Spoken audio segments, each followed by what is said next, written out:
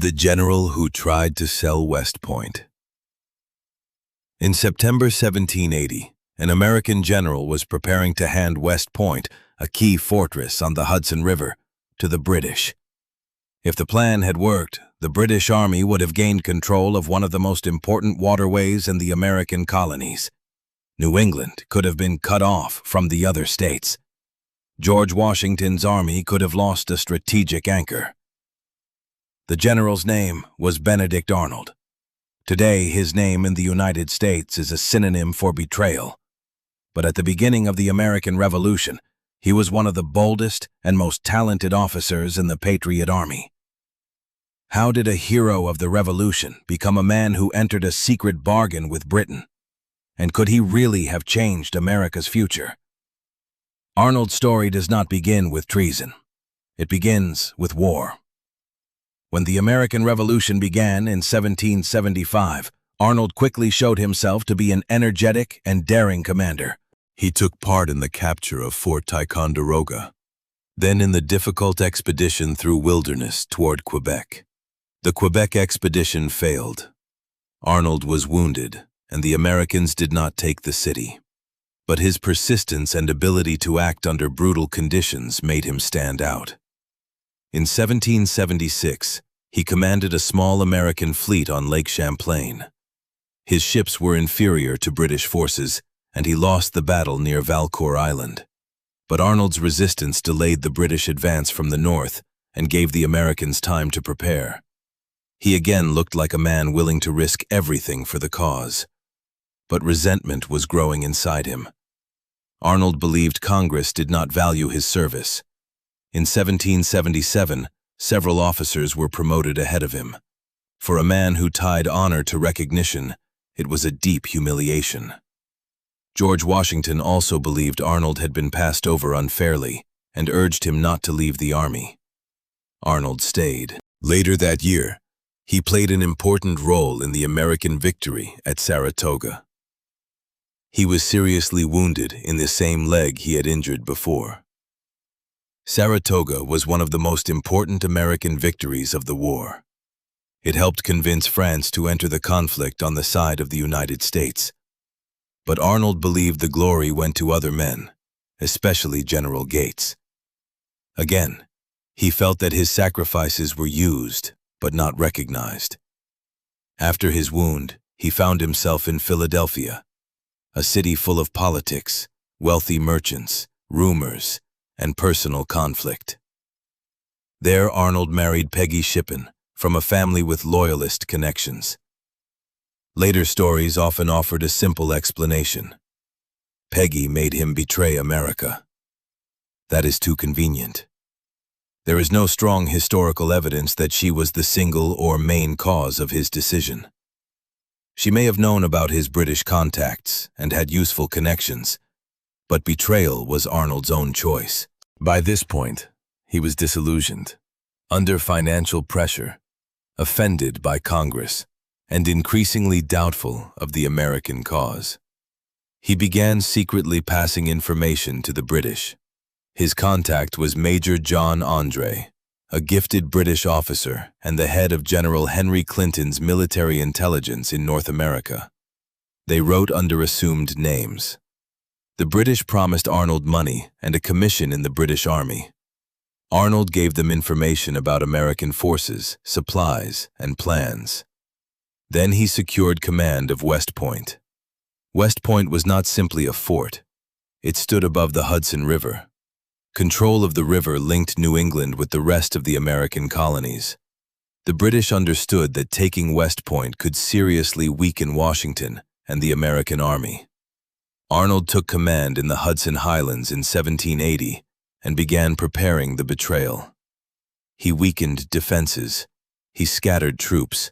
He sent the British information about the garrison, fortifications, and possible routes of attack. The plan was for British forces to approach West Point, while Arnold made the capture of the fortress as easy as possible. He was not merely planning to switch sides. He intended to give the enemy a strategic position, men, weapons, and plans. Arnold did not make his choice in one night. His disillusionment grew from several forces: the feeling that he had been denied recognition, financial pressure, political conflict in Philadelphia, and a growing belief that the American cause might lose. None of this excuses his actions, but it makes the story more complicated than a legend about a man who suddenly became a villain. The British needed more than a defector. They needed an officer who was trusted, knew the defenses, and could make the American position look weaker at the moment of attack. That was why West Point was worth far more than an ordinary military post. Control of the Hudson River helped connect men and supplies between regions. Losing West Point could have seriously disrupted American communications and put Washington in a dangerous position. But the British would still have had to hold the fortress, and the American war did not depend on one site alone. That is why historians speak of a severe possible blow, not a guaranteed end to the revolution. In September 1780, André secretly met Arnold near the Hudson River. The meeting was supposed to be short. André was meant to return to the British ship Vulture, waiting on the river. But circumstances changed. American fire forced the ship farther downriver. André was stranded on American territory without a safe way back. He changed into civilian clothes. Arnold gave him a pass under the name John Anderson and handed him papers describing West Point's defenses. That decision destroyed the entire plot. On September 23, 1780, André was stopped by 3 New York militiamen. At first, he tried to present himself as someone on the American side. But his answers raised suspicion. They searched him and found papers hidden in his clothing.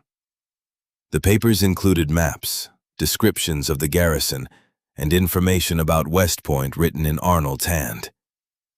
Even then, the plot could almost have been saved. The officer who first received the prisoner initially sent André toward Arnold at West Point because he did not know about the betrayal. If André had reached West Point, Arnold might have destroyed the papers, warned the British, and hidden the evidence. But American intelligence officer Benjamin Talmadge suspected something was wrong.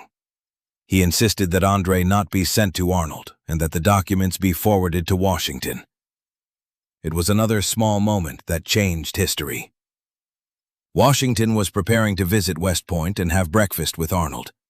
He was traveling toward a man he trusted, unaware that his host was ready to hand him to the enemy. Arnold learned of André's capture before Washington received all the documents. He did not wait. Arnold rode to the Hudson River and escaped to the British ship. When Washington arrived at West Point, Arnold was gone. Then André's papers arrived. The betrayal became clear. Arnold was already beyond American reach. Washington tried to exchange André for Arnold. The British refused. André was judged a spy and executed on October 2, 1780. For Washington, this was not only a personal blow. He had to restore West Point's defenses quickly, bring scattered units back into position, and convince the army that one general's betrayal did not mean the betrayal of the entire revolution. Washington used the discovery as a warning and as a way to strengthen the army's vigilance at a moment when the war was still far from won. Arnold received a British commission and fought against his former countrymen. He took part in British raids in Virginia and Connecticut, but neither Britain nor America ever fully considered him one of their own. He spent the rest of his life in Canada and England, involved in business and still searching for the recognition he had wanted all his life. He died in 1801. So could the capture of West Point have changed the American Revolution? Historians are careful with that question. British control of West Point could have seriously damaged American communications and military strategy. It could have dealt Washington's army a severe blow at a critical moment in the war. But no one can honestly claim that America would certainly have lost the revolution. That is why Arnold's story matters more than the simple myth of America's greatest traitor. It shows how large history can depend on personal resentment, financial pressure, chance, 3 militiamen on a road, and 1 intelligence officer who refused to send a prisoner where the first order directed. Arnold wanted to change the course of the war. He almost did. But his plan collapsed, not because of one great battle. It collapsed because of a chain of small decisions, mistakes, and people no one expected to matter. What drove Arnold toward betrayal most? Money, humiliation, or loss of faith in the American cause? Tell us in the comments. Subscribe to the Box of Ages for stories about the people and moments after which history could never be the same.